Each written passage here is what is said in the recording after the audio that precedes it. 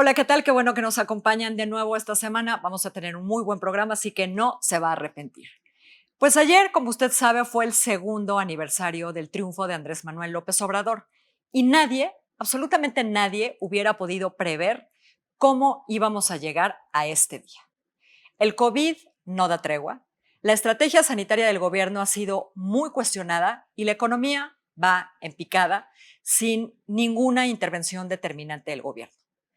De la violencia ya ni hablamos. En su primer año, la Guardia Nacional no ha dado resultados. Hay cada vez una más fuerte presencia militar y menos oportunidad cada vez para formar policías profesionales.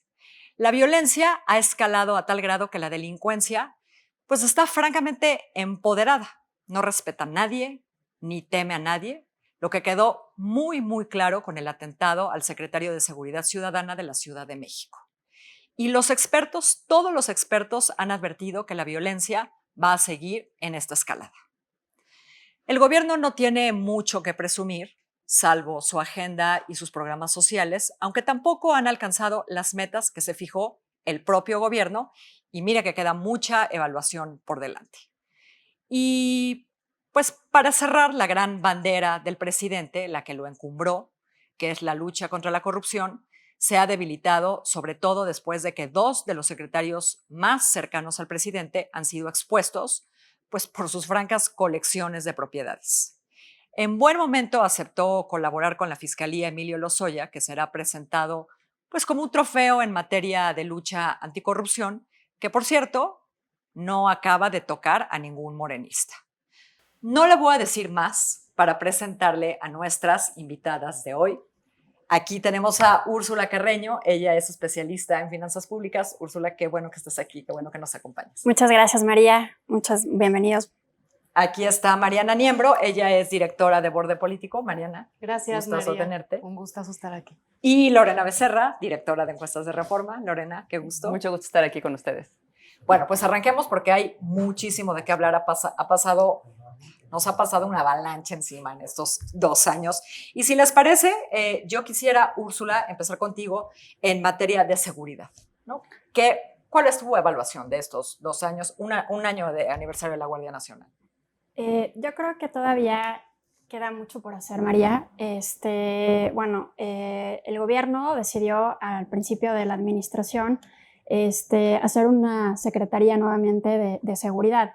Antes, en el sexenio anterior, pertenecía a la Secretaría de Gobernación las actividades de seguridad, y fue a partir de esta administración que se decide volver a crear, que ya existía, digamos, en tiempos anteriores, la Secretaría de Seguridad, precisamente para atacar este tema que es tan controversial. Yo creo que hace falta darle mucho más recursos a temas de seguridad, en particular a lo que se estimó que iba a ser la Guardia Nacional, que creo que el día de hoy pues todos desconocemos cómo va a funcionar. Y creo que también es muy importante el tema de la comunicación con los estados y los municipios. Me parece que la parte de recursos que se destinan a seguridad no han sido suficientes, y esto no nada más en esta administración, también en administraciones pasadas me parece que hizo falta un poco más de empuje a temas de seguridad y a programas que tengan que ver con seguridad y combate a la delincuencia. Y también a niveles estatales y municipales hace falta fortalecer las policías estatales y las policías municipales. En algún momento se estableció el mando único. Sin embargo, creo que los resultados pues, no han sido muy provechosos. El tema de la seguridad es un tema que nos atañe a todos desde hace ya tiempo, y creo que esta administración sí hace falta un poco más de impulso a los temas y a los programas que están orientados. El año pasado, dentro del presupuesto de egresos de la Federación, existían algunos programas o existía un programa de subsidios para los estados en materia de seguridad pública, que este año ya no está. Y me parece que es una oportunidad para el Ejecutivo ahorita que van a empezar a conformar el presupuesto de egresos de la Federación para el ejercicio fiscal 2021, el destinar recursos a esta tarea que es muy importante, que es la seguridad, y por lo tanto yo creo que en el ámbito, en esta situación en la que estamos viviendo, en que las prioridades han cambiado por el tema del COVID, yo creo que además de destinar recursos, obviamente a sectores prioritarios como será el sector salud, también tendrá que continuar la lucha contra el crimen, ¿no? y el tema de la inseguridad a través de destinar mayores recursos. Creo que es un reto muy importante para el gobierno porque pues, precisamente estamos en una situación en que los ingresos han bajado. Sí. Entonces, eso podría ser. Mariana, lo decía Úrsula, ¿no? Vamos perdiendo el tiempo y oportunidades para ir fortaleciendo a las policías locales, a las policías estatales, a las policías municipales. Y bueno, una de las mejor preparadas, si no es que la mejor preparada, es la Policía de la Ciudad de México. Y vaya que se nos acaba de mostrar que es de lo más vulnerable. Por supuesto, yo creo que este es un gran tema y más en el contexto en el que estamos, me parece que el gobierno no ha podido ver como una oportunidad este panorama. Es necesaria, y retomo lo que acaba de decir Úrsula, es necesaria una reforma fiscal. Creo que el costo político que tenía el gobierno en los dos primeros años de aventarse una reforma fiscal, pues era muy alto. Sin duda, este contexto actual lo que requiere es una reforma fiscal y lo que requiere también necesitamos una reforma de la policía, una reforma policial en donde verdaderamente tengamos como alternativa ir formando las policías, que bueno, eso decía la reforma de la Guardia Nacional. Ese es el tema que ahorita que está en disputa, ¿no? Que digamos que la actual presidenta de la Cámara de Diputados pues impugnó ante la Corte, ¿no? Con la controversia constitucional, pues porque justo, como dice Úrsula, no sabemos los cómo, no hay forma de fiscalizar. Todos los candados que se metieron en los transitorios de la Guardia Nacional, pues tienen sustento jurídico, ¿no? Entonces, y creo que es relevante decir que en estos 2 años del actual gobierno, pues se han tomado decisiones a partir del Ejecutivo cuando muchas de ellas tienen que tomarse por el Congreso. Hay que decir que el Congreso tiene mayoría del gobierno, ¿no? Congreso, ya lo hablaremos, pero muy venido a menos, ¿eh? Exacto. O sea, creo que hay mucho que decir del Congreso, ¿no? O sea, digamos que el Congreso cogobierna con el presidente. Solemos justamente, pues, ver mucho lo que hace el presidente, la política pública, la administración pública, y como que el Congreso sigue siendo, o sea, como que yo creo que el Congreso ha tenido un reflector importante, digo, a partir de la transición y de los gobiernos divididos, pero lo que pasa en nuestro Congreso es sumamente interesante, importante, y que sí atendamos porque cogobierna, ¿no? O sea, no solo es el presidente solo. ¿Qué ha hecho el Congreso en estos 2 años? ¿No? Me parece muy relevante también decirlo. Tanto hay buenas historias como hay historias de terror desde la sociedad civil, ¿no? Lo vemos como, no sé, la aprobación de más delitos, en la ampliación del catálogo en prisión preventiva. La propia Guardia Nacional pues fue como muy polémico cómo se construyó, aun cuando fue unánime, ¿no? Hay ciertos candados, ¿no? Para su implementación y que, bueno, en este momento ya vimos por el acuerdo militarista del presidente, pues que se trata de dar ese bypasseo al Congreso, ¿no? Entonces, es muy relevante porque aparte pues vienen las intermedias, ¿no? Entonces también hay que pensar qué ha hecho y cómo ha cogobernado el Congreso con el presidente en estos 2 años y hay que pensar como ciudadanía qué Congreso queremos para el último periodo, ¿no?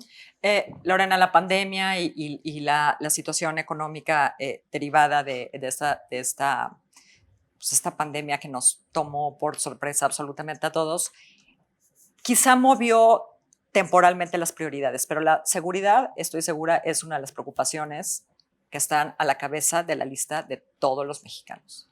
Así es, y yo creo que aquí es importante, hablando del aniversario del 2º año de su triunfo, pensar en las expectativas que él generó cuando ganó. Porque fue tal su triunfo y fue tal su discurso que hace 2 años la mayoría de la población pensaba que íbamos a mejorar en todo, incluyendo la seguridad, que iba a disminuir la violencia, que iban a disminuir los asesinatos, que iba a mejorar la inseguridad, y eso era lo que estaba esperando la gente. Sin duda, esto no ha sucedido, y no solo eso, parece que vamos para peor. La cantidad de homicidios que está registrando el presidente en este momento es de los más altos. Si él sigue con este ritmo, va a cerrar su sexenio como el sexenio más violento en la historia de nuestro país. Y esto obviamente las encuestas lo están detectando. Desde diciembre ya veníamos registrando que una de las principales preocupaciones para la población, en su punto más alto en la serie histórica de reforma, 70% de la gente nos decía es la inseguridad. Ese es el principal problema que enfrenta el país. Y además, el presidente, en nuestras encuestas de marzo, de la última que publicamos en Vivienda, era el tema en el que más reprobado estaba. Después la salud y después la economía, ¿no? Que además son todos estos temas que convergen con la pandemia. Entonces, él ya llega dañado a la pandemia, llega dañado porque no está dando resultados en ninguno de estos temas, porque además ha antagonizado con sectores muy importantes de la población, entre ellos las mujeres, y luego entra a una crisis que no parece estar manejando muy bien. Él siempre ha sido muy bueno con el discurso y con la comunicación, pero este tipo de eventos pues no se libran con comunicación.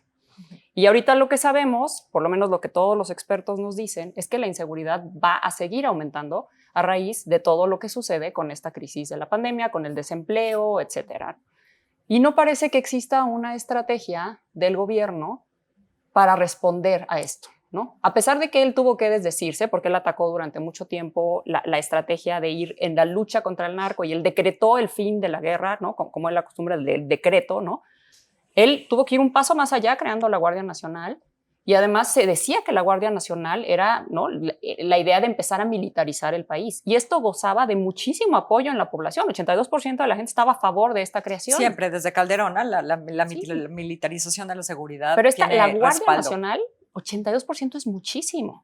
Porque además la gente se está endureciendo. Dado que se sienten más amenazados en su integridad y se sienten vulnerables todo el tiempo, se empieza a endurecer la opinión pública. Y a pesar de que tiene el apoyo a esta agenda, no está dando los resultados. Y esto es muy importante para lo que decían, la próxima elección, ¿no?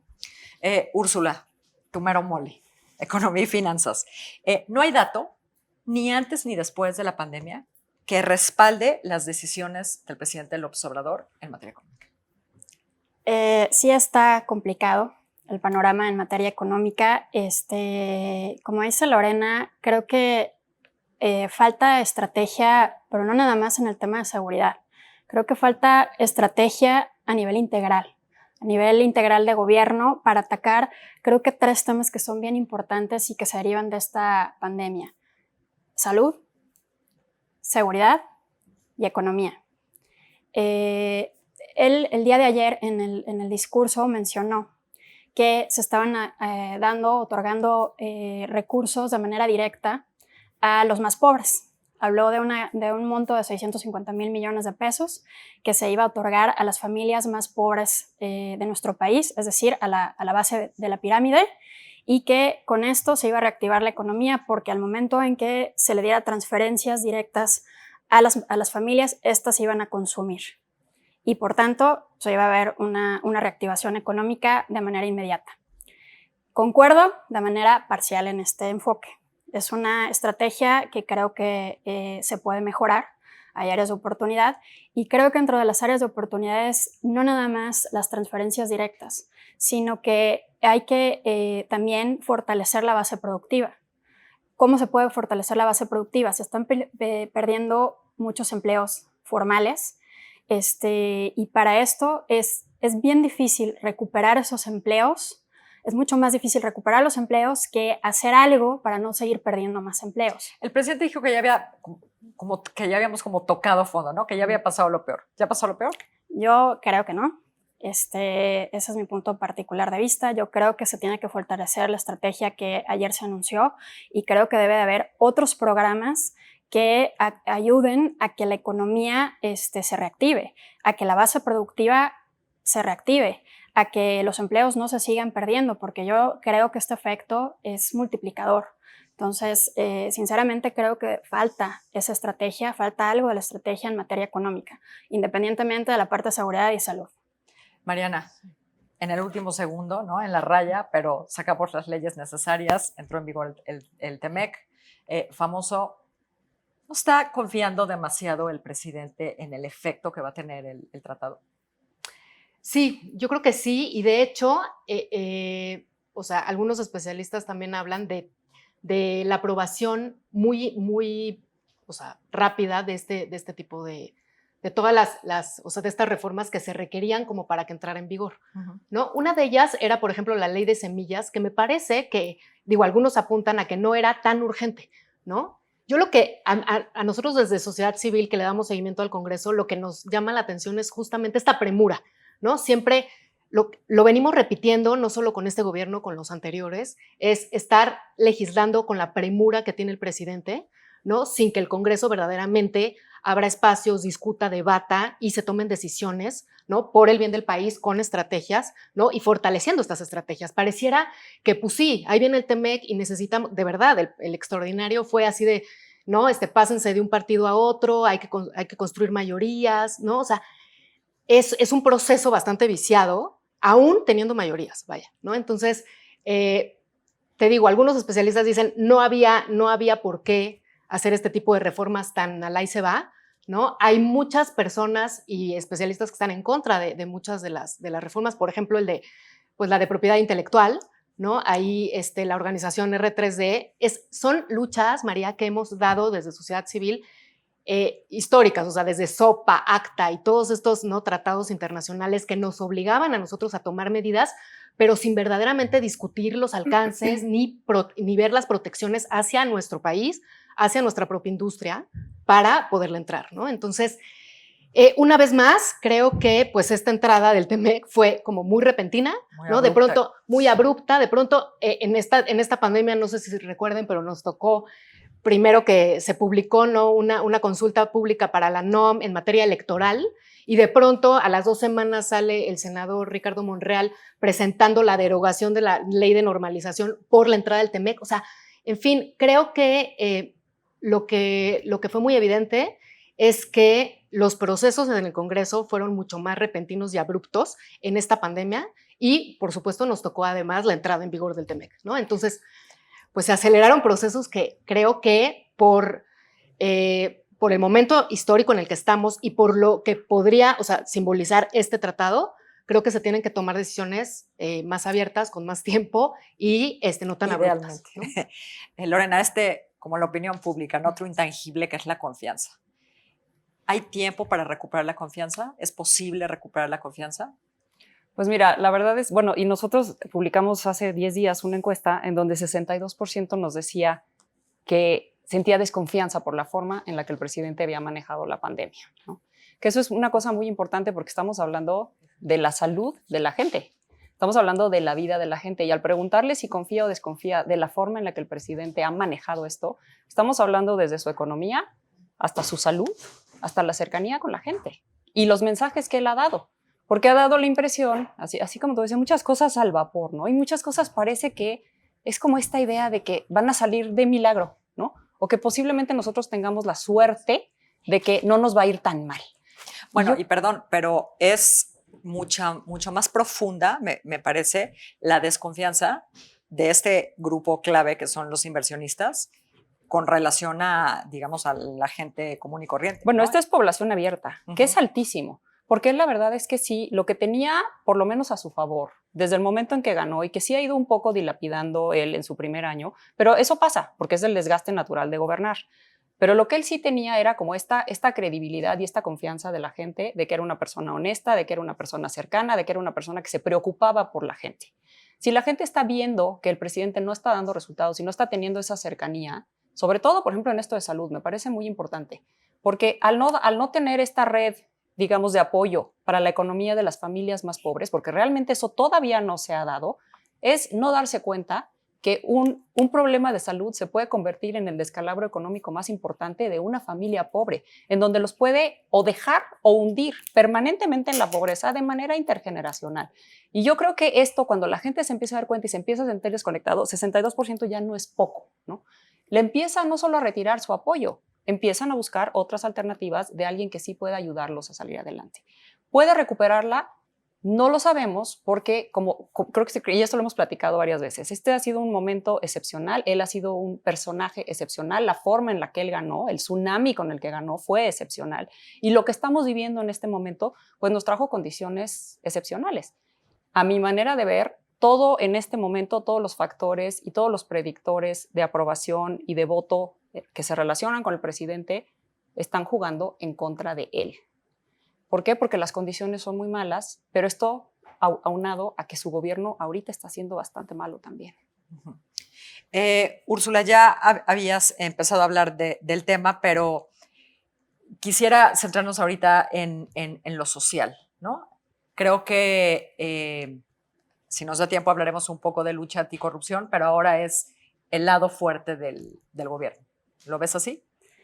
Pues han destinado una gran parte de los recursos en materia de bienestar, en la Secretaría de Bienestar. De hecho, en el presupuesto de este año creció 40% la Secretaría de Bienestar en su presupuesto, y eso tiene que ver con los programas sociales. Entonces, digamos, sí están enfocados los esfuerzos por parte de la administración para esos programas sociales y para las transferencias directas que hemos sabido de los adultos mayores, los jóvenes construyendo el futuro, las universidades estas que comenta que se llevaron a cabo, etcétera.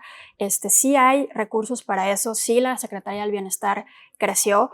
El tema, creo, es a la hora de la operación, o sea, a la hora de la dispersión de los recursos, que creo que todavía hay áreas de oportunidad en las reglas de operación de los programas, en la parte en cómo se dispersan los recursos a través de la tarjeta del bienestar, etcétera. Bueno, el banco, ¿no? El Banco del que está Bienestar, multiplicando sucursales. Exactamente, o sea, creo que sí han hecho esfuerzos en lo que en su momento prometió, que fue el apoyo hacia la parte baja de la pirámide a través de estos programas sociales. El tema es el cómo. Y yo creo que sí es importante revisar la parte de evaluación de esos programas a través del Coneval. Si realmente, o sea, porque el tema es que los programas sociales se destinan digamos, a la pirámide, a la base de la pirámide, justo para reducir la pobreza. La pregunta es si la han reducido. Exacto. Mariana, base que ha dicho el presidente con todas sus letras que es la que le importa, ¿no? Que él va por el 70% de esa base y los demás que le hagan como puedan para acabar pronto, ¿no? Pero ¿tú coincidirías en que ningún otro sexenio o hace mucho, tú me dirás, no se había hecho tanto énfasis, no se había dado tanta importancia a lo social? Mira, o sea, yo creo que en términos también de comunicación política, las expectativas y cómo generó como toda la campaña y cómo es que gana con este tsunami que dice Lorena. Por supuesto que creo que el enfoque es ese, ¿no? O sea, su enfoque es definitivamente ir a lo social, a todos estos sectores que, pues, que tal vez históricamente habían sido, ¿no? Olvidados, etcétera. Lo vemos en las urnas y yo creo que también confía demasiado en que de ahí parte su legitimidad y que esa legitimidad casi es eterna, ¿no? Justo sin tomar en cuenta pues el desgaste normal del gobierno y los desaciertos también que han tenido, ¿no? En materia, por ejemplo, legislativa, fue eso muy, muy interesante porque, no sé si recuerden, pero elevaron a rango constitucional los programas sociales, vaya, ¿no? Entonces, pareciera pues que hacen estas cosas como para confirmar y reafirmar eso que estás diciendo, ¿no? O sea, de cómo este gobierno pues es infinitamente más social que los demás. Sin embargo, son legislaciones pues que vaya, nuestra Constitución ya otorga derechos, de hecho ya tenemos un problema de garantizar esos derechos, ¿no? O sea, las propias instituciones son ya las garantes de esos derechos y pues no basta con elevarlo a rango constitucional, me parece que se sigue quedando en el discurso. Seguimos viendo presupuestos recortados, ¿no? Llegan presupuestos al Congreso, ¿no? Con una austeridad absoluta, ¿no? Recortando programas sociales importantes, ¿no? Como, digo, el gran escándalo de los refugios, ¿no? Las estancias infantiles. En fin, me parece que ha sido inconsistente en ese discurso y en esa comunicación de establecerse como un gobierno, ¿no? Social, ¿no? Atendiendo a los grupos que han venido históricamente siendo vulnerados, pero en las reformas que vemos y en las políticas públicas y en las estrategias, pues la verdad es que deja mucho que decir, ¿no? O sea, no bastan las transferencias. Hemos hablado también mucho de las formas en cómo se dan estas transferencias directas, el padrón de beneficiarios, ¿no? Las reglas de operación que el primer año fueron inexistentes y como que de pronto ahí en este último presupuesto, ¿no? Ahí se pudo incidir un poco en ponerle reglas de operación, por ejemplo, a jóvenes construyendo el futuro. En fin, me parece que el tema también de evaluación, ¿cómo vamos a demostrar definitivamente que tiene efectos y que sí es un gobierno en ese sentido meramente social, si no estamos evaluando el impacto que tienen sus estrategias? Lorena, te voy a cambiar el tema a ti. ¿Por qué se anticipa todo el tiempo el fracaso de López Obrador? O sea, no va ni el 30% de su gobierno y ya casi hay una sentencia, ¿no? Ya perdió las elecciones, el gobierno no se va a volver a poner de pie, etcétera. Okay. ¿No es un poco anticipado? No sé en qué mesas has estado, pero yo he tenido más debate que eso. Sí, no hay un consenso. Yo creo que aquí lo que sí hay que tomar en cuenta es que la pandemia sí vino a desdibujar fuertemente su agenda de transformación. Y yo creo que eso él lo sabe.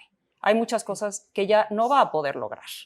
¿Por qué? Pues porque esto sí representó una de las crisis más importantes en todos los sentidos, para todos los países. Y además, México, como había dicho al principio, no parece estarlo manejando mucho mejor que otros, ¿no?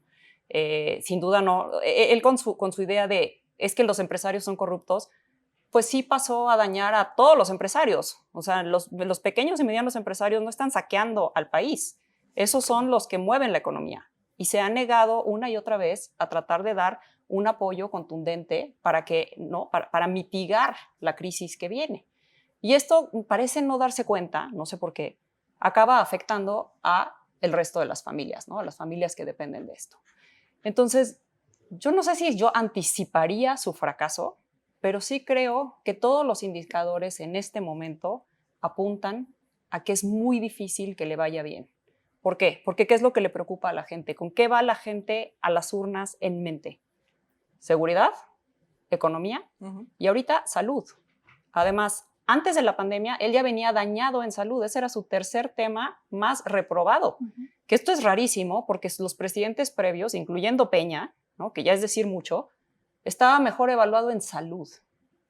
O sea, con no hacer tantísimo, les iba un poco bien porque la población siente que por lo menos tiene acceso al servicio de salud. Y aquí ya estaba dañado López Obrador. Y con la pandemia, pues no le está yendo muy bien. Ahorita están mejor evaluados los gobernadores en ese sentido, ¿no? Entonces, si él sigue con este ritmo, en estos temas donde la gente se siente vulnerada, donde se siente amenazada y donde además lo está evaluando pobremente, él llega al 2021 con demasiadas, pues, muletas, ¿no? Con demasiados temas en su contra. Y creo que ahorita lo que juega en su favor es básicamente que no existe todavía una figura creíble de oposición que se le plante enfrente. Pero esto a nivel nacional. Ahora, no olvidemos que el 2021 netamente va a ser una elección más local. Entonces, pues vamos a ver si hay figuras locales, porque pues ahí sí es Morena contra los locales. Y Morena no está tan bien posicionado y nunca ha estado tan bien posicionado como López Obrador. Úrsula, tú que tienes una larga trayectoria como funcionaria pública, uno de los problemas, si no es que el problema, es que no rectifica, ¿no? El presidente no rectifica en ninguna materia, en ningún momento, bajo ninguna circunstancia. Sí, yo creo que ahí tiene áreas de oportunidad. Y abonando un poco a lo que dice Lorena, creo que dentro de los temas que tiene pendientes son mujeres y niños. Y creo que es uno de los temas más vulnerables para esta administración, en el sentido de que se ha quitado el apoyo, como comentaba Mariana, a refugios y estancias infantiles. Y son de verdad programas que dentro del presupuesto es mínimo lo que se requiere para llevarlos adelante, y sin embargo esos programas se han eliminado por cuestiones de, según corrupción. Entonces, yo lo que creo es que sí tiene todavía oportunidad de rectificar, en donde ha tenido, digamos, algunas situaciones, como el caso de las mujeres, de los niños, del tema de la salud, como comentaba Lorena, y sobre todo también en el tema de la inseguridad. Y obviamente ahorita con el tema del COVID en la economía. O sea, sí hay manera de que podamos salir adelante con apoyo del gobierno, por supuesto. Después de esta pandemia, sí creo que necesita revisar la agenda con su gabinete y establecer esas prioridades en función de lo que más le duele a las familias mexicanas, que es la economía, la salud y la inseguridad. Mariana, de volada, lucha anticorrupción. ¿Esta bandera ya la perdió también? Lucha anticorrupción. Pues bueno, lo que hemos estado viendo es que hay intentos, o sea, ha sido también como un laboratorio de ver qué tanto duele desaparecer instituciones, ¿no? De pronto, ¿no? Iniciativas que fusionan COFESE, IFT, etcétera. O sea, yo creo que el Sistema Nacional Anticorrupción pues está en peligro. O sea, la reducción de presupuesto en los dos presupuestos que ha definido el Congreso con mayoría morena, se ha visto bastante disminuido, ¿no? La verdad es que el coordinador, o sea, los que coordinan, las instituciones coordinadoras del Sistema Nacional Anticorrupción, pues tampoco se ve como claro, ¿no? La CESNA yo creo que ha hecho un gran trabajo en materia de sacar la política anticorrupción, o sea, con un esquema que yo creo que es muy diferente a lo que este gobierno ha planteado, ¿no? Un esquema como muy colaborativo, en donde participan las organizaciones locales, ¿no? O sea, como todos los sistemas locales anticorrupción. No sé si esa fórmula encaje, vaya, ¿no? O sea, como que a veces parece que, o sea, pareciera que pues no. Entonces, siento que el Sistema Nacional Anticorrupción, pues la verdad es que está peligrando. Tiene una muy buena política anticorrupción. Me parece que hay mucho que hacer, ¿no? O sea, la corrupción es un tema estructural, es muy complejo, y creo que ellos sí han dado ahí, se han puesto en la mesa instrumentos y una estrategia bastante buena como para ir atendiendo este tema, que no se acaba con decretazos, que no se acaba diciendo que la corrupción ya se terminó, ¿no? Es un tema de fondo, ¿no? Entonces, con golpes, ¿no? Como exacto. el de Lozoya, pero sí por funcionan supuesto. todavía, ¿no? Yo creo. Pues vamos a ver. Lorena, para cerrar, COVID y estrategia COVID, ¿no? ¿Deberíamos de estarnos viendo ya en el espejo de Estados Unidos? Bueno, es que creo que México tiene un poco más problemas. La tasa de letalidad en México es más alta que en Estados Unidos. O sea, y eso que nosotros estamos registrando menos casos, ¿no? que Estados Unidos. Yo creo que aquí el tema, y tiene mucho que ver con que no sé en qué momento el presidente parece haber perdido el rumbo de la opinión pública o el contacto con la opinión pública. Una de las cosas que yo siempre veía en sus discursos cuando tomó posesión, en las expectativas que generaba, etcétera, siempre parecía que el presidente estaba leyendo encuestas todo el tiempo y que él sí tenía noción de lo que estaba pasando. Bueno, las campañas, ¿no? Digamos. Sí, y como que uno de sus límites o su principal límite parecía estar en la opinión pública, ¿no? ¿Qué es lo que la gente está sintiendo, padeciendo? ¿Qué es lo que le importa? Y parece que poquito antes de llegar a la pandemia, como que perdió ese pulso o ese contacto con la opinión pública. Y eso lo ha llevado a tomar decisiones muy extrañas y muy controvertidas en este tema de salud. No hacer pruebas, no cuidar la economía popular, no dar los mensajes él, ¿no? Delegar, cosa que no hicieron otros líderes mundiales, enfocarse en cosas de confianza, ¿no? Y de, bueno, es que si comemos frutas y verduras, ¿no? Hasta de optimismo. De optimismo. Y eso me parece que lo ha completamente sacado del rumbo de lo que él quería, que era ser cercano a la gente. Entonces, gracias a estas medidas, es posible que México, que aparte nunca hemos alcanzado el pico porque no lo y ahora ya parece que va a seguir y va a seguir y va a seguir, parece que él no va a meter la mano y entonces México sí puede acabar pues en una crisis muchísimo mayor de la anticipada, no solo en contagios, sino en decesos, ¿no?